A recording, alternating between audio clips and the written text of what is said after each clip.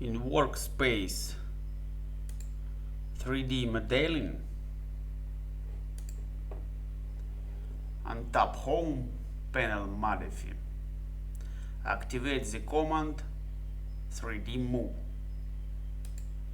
Next step on drawing field, select object, click move the cursor and click left mouse button.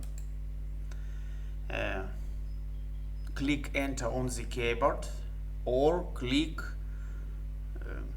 right mouse button. Next step, specify base point, it's maybe that point. Move the cursor and click left mouse button. Next step, move the cursor and click left mouse button on free space of drawing.